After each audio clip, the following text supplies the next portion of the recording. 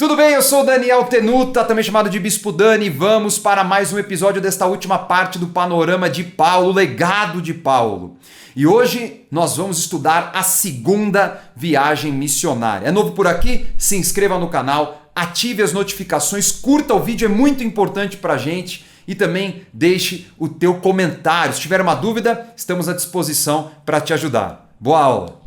Então a segunda viagem está narrada em Atos 16, até boa parte do capítulo 18. De Antioquia começa a segunda viagem missionária.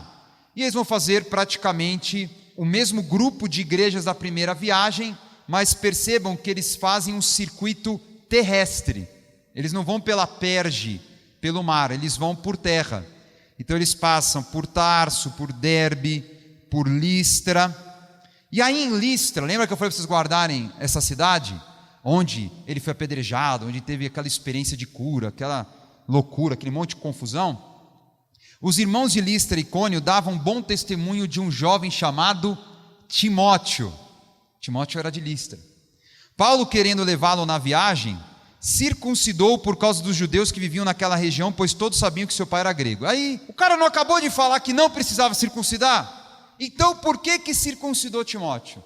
E estar com ele alguém que realmente não era marcado como judeu e pregar nas sinagogas, era muito complicado. Para entrar numa comunidade judaica, na hora de você entrar a hora que você quer, do jeito que você quer, tinha que ser realmente reconhecido judeu. Então a circuncisão aí é uma estratégia de Paulo, para dar liberdade a Timóteo de pregar o evangelho para judeus, em sinagogas, se relacionar e evitar conflitos. Ele não faz isso com Tito, pelo menos a Bíblia não narra, que Tito não foi circuncidado.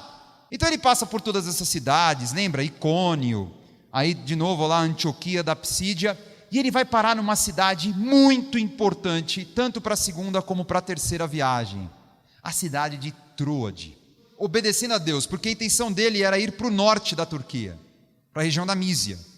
E aí Deus fala, não, você não vai subir, vai para Troade. Ele vai para Troade. E em Troade, durante a noite, Paulo teve uma visão, no qual um homem da Macedônia estava em pé e lhe suplicava, passe a Macedônia e ajude-nos. Você entende por que Deus mandou ele ir para Troade, porque Troade já estava nas portas para a Europa. Então agora nós vemos por uma direção espiritual, para ele não ficar limitado à região da Turquia, da Ásia Menor. Chegou a hora de você encarar a Macedônia e a Grécia. A Macedônia vai ser essa região mais norte da Grécia e a Caia a região mais sul. Subindo de Troade para Neápolis, e de Neápolis ele vai para Filipos.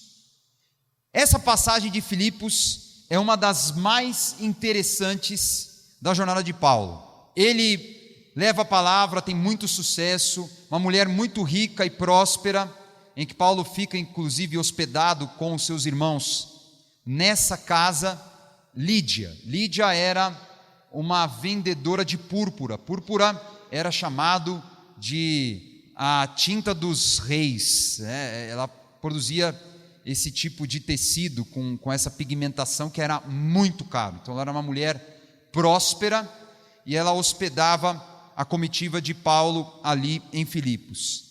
Em Filipos, Paulo vai sofrer uma perseguição tão grande por expulsar o demônio de uma mulher adivinha que dava lucro para os seus senhores, que ele é açoitado publicamente e preso. E aquele momento que ele ora, ele começa a louvar a Deus durante a noite, e exatamente à meia-noite a prisão cai, né? Cai toda a prisão, as portas se abrem, e aí o carcereiro fica desesperado, quer se suicidar, porque ele ia responder pela vida dele e a família por todos que tinham fugido, mas ninguém tinha fugido. E Paulo fala, crê no Senhor Jesus e será salvo tu e a tua casa, e ele crê, e o carcereiro cuida dos vergões de Paulo. E Paulo, é claro, ele vai sair de Filipos, não em vergonha, mas em dupla honra. Então ele chega aos pretores e fala, olha, eu fui publicamente punido sem julgamento e eu sou um cidadão romano. Como é que vai ficar isso? Aí aquele pânico, né, nos romanos da época, né, todos os responsáveis ali que governavam, não, pelo amor de Deus, senhor Paulo, me desculpe, publicamente ele recebeu o perdão, ficou mais um tempo na casa de Lídia, e ali continua a viagem. Então de Filipos ele vai para Anfípolis, e Anfípolis ele vai para Tessalônica. Toda essa região chama Macedônia. Ali eles pregam, mas eles são duramente perseguidos. Jason é agredido, preso, é uma loucura, tamanha perseguição que eles têm. E de Tessalônica então eles vão para Bereia, Atos 17, 10 a 15, onde eles têm muito sucesso na pregação do evangelho nessa cidade. De Bereia eles vão para Atenas, e aqui é um dos episódios mais chocantes do apóstolo Paulo, porque ele chega numa cidade que alguns estudiosos acreditam que tinha mais de 30 mil estátuas. Ele fica chocado com a idolatria, porque ele chega sozinho, os irmãos chegam depois, e ele fala, meu Deus, a gente precisa fazer alguma coisa aqui, porque o negócio aqui é pesado demais, aqui tem o poder da filosofia, ao mesmo tempo eu nunca vi um lugar tão idólatra como esse. Aqui depois ele vai conhecer Éfeso, mas está aí, Atenas, um negócio chocante, até hoje, não sei se alguém aqui já conheceu Atenas, quantidade de templos, de adorações, de nichos, de colunas para deuses, enfim. E ali ele vai no Areópago, lugar onde os filósofos discutiam, e ele prega. E ele pega ali como estratégia uma coluna escrito ao Deus desconhecido. Aí, irmãos, foi a super oportunidade de fazer aquela pregação. Paulo arrebenta, prega para todo mundo, e alguns se convertem. Lembrando que ele estava enfrentando, naquela época, os filósofos epicureus e estoicos. Os epicureus, eles eram do prazer, de encontrar prazer em tudo na vida, que tudo tem que ser vivido com prazer. De forma bem grosseira, eram tipo os hippies da época. E os estoicos eram os racionais, que não tinha prazer nenhum, que a gente tem que ter razão, que a vida é assim mesmo, a vida vai ter perda. Então, para eles não havia prazer, era tudo muito racional. Daí Paulo vai para Corinto. Corinto era uma cidade portuária, de adoração a Afrodite, tinha muita prostituição. Onde tem porto, lembre-se, sempre vai ter muita prostituição.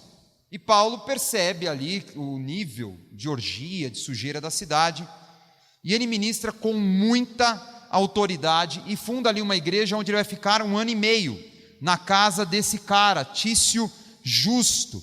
E quando ele chega sozinho, mais uma vez, sem suporte da sua equipe, ele se dedica a trabalhar para poder custear o grupo, custear os seus gastos. Ele conhece Priscila e Áquila, que se convertem ao evangelho, e eles tinham a mesma profissão de Paulo, que era fabricante de tendas, ele era um artesão de couro. E ali ele começa a ter contato com as pessoas, a pregar, e quando chega toda a comitiva, ele fica livre para se dedicar somente à pregação, e ele fica 1 ano e meio em Corinto, e é claro, por tanto tempo, a igreja fica muito forte. De Corinto, ele vai para Éfeso. Éfeso é uma passagem muito curta, ele chega a pregar, a se manifestar, mas pouquíssimo tempo, e ele fala, se Deus quiser, eu voltarei aqui. Fica tranquilo que na terceira viagem vai passar bastante tempo em Éfeso. E daí de Éfeso, ele volta pelo mar, passa por Rhodes, que é uma ilha belíssima, ele chega a Cesareia. Cesareia ele passa rapidamente em Jerusalém, cumprimentando em cada cidade os irmãos, e termina a segunda viagem em Antioquia. Vamos falar de cartas apostólicas, que a gente sabe que é um legado de Paulo. Paulo escreveu as 2 cartas aos Tessalonicenses durante esta segunda viagem. Quando ele estava em Corinto, ele escreve essas cartas para fortalecer a cidade que ele tinha acabado de pregar o evangelho e fundar uma igreja ali na Macedônia. Perfeito? Maravilha! Grande emoção na segunda viagem missionária, chegando agora na Europa, Acaia, Macedônia, muito, muito legal. Realmente, Paulo era fera. E antes de ir para a terceira viagem missionária, se você não é inscrito, se inscreva no canal, ative as notificações, curta o vídeo, aperta aqui no gostei e deixa o teu comentário. O que você achou desta aula? Tem alguma dúvida? Deixa aqui que nós vamos te ajudar. Até lá!